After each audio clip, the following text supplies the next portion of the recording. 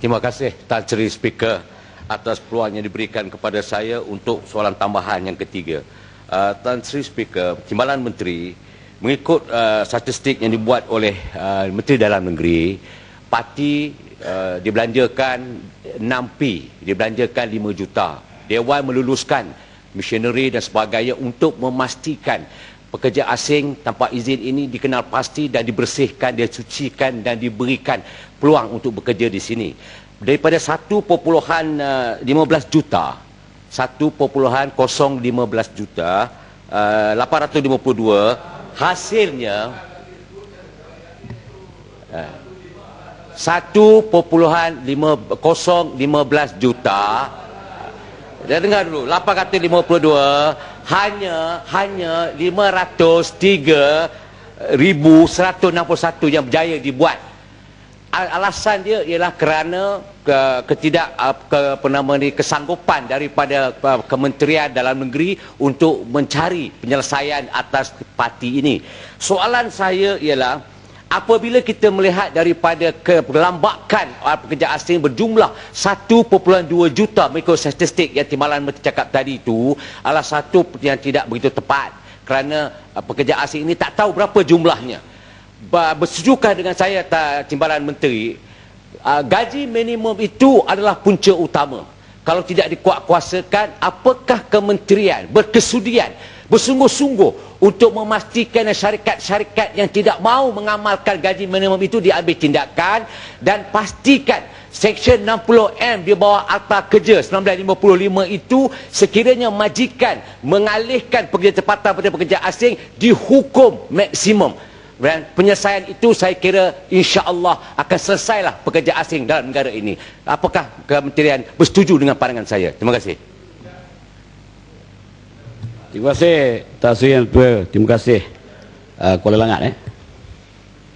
Sahabat saya Kuala Langat.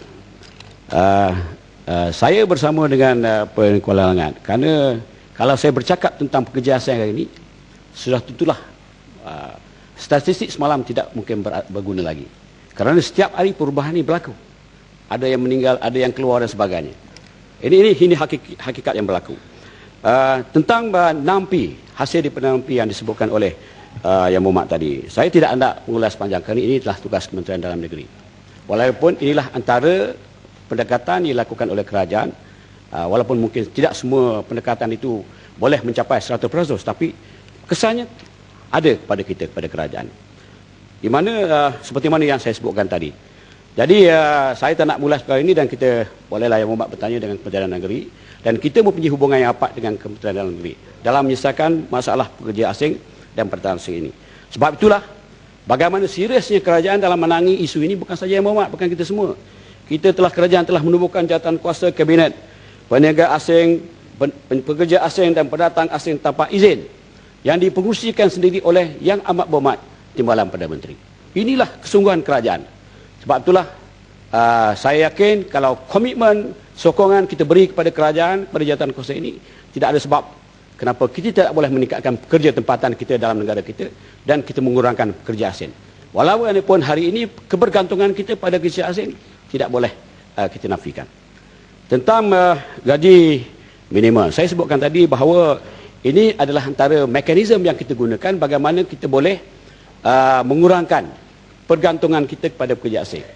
Sebab kalau kita kita tidak berikan gaji minima ni kepada pekerja asing, sudah tentulah majikan-majikan akan mencari pekerja asing supaya mereka dapat membayar gaji yang lebih murah kepada pekerja ini.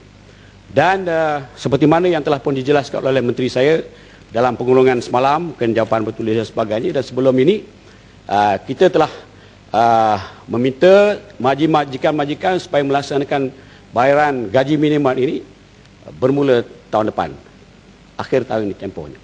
Bagaimanapun Tan Sri Yang Bertua, saya cukup yakin. Sebab itulah pahaman kita, majikan dan pekerja mestilah ada spirit, semangat win-win situation. Filosofi menang-menang. Bagi pekerja, kalau saya sebagai pekerja, sebab itulah letakkan diri kita suatu ketika sebagai pekerja dan satu ketika sebagai majikan. Sudah tentulah kedua-dua ini kalau tidak berfikiran waras, tidak rasional, memanglah tidak akan bersetuju dengan apa yang kita lakukan. Sebenarnya kerajaan kita, Kementerian Sumber Manusia ingin memberikan sumbangan penghormatan yang terbaik kepada pekerja-pekerja kita, termasuklah meletakkan gaji minima ini, dan dalam masa yang sama memberikan kebaikan kepada majikan-majikan, kerana majikan tidak akan berjaya kalau tidak ada pekerja. Begitu juga pekerja tidak akan kerja kalau tidak ada majikan. Sebab itulah win-win filosofi ini amat penting. Jadi saya minta supaya kita bersama memberikan sokongan kepada pelaksanaan gaji minima ini dan lain-lain langkah yang diambil oleh kerajaan, termasuklah Kementerian Sumber Manusia dalam menangani masalah pekerja asing dan pendatang tanpa izin. Terima kasih, Tan Sri Yang Dipertua.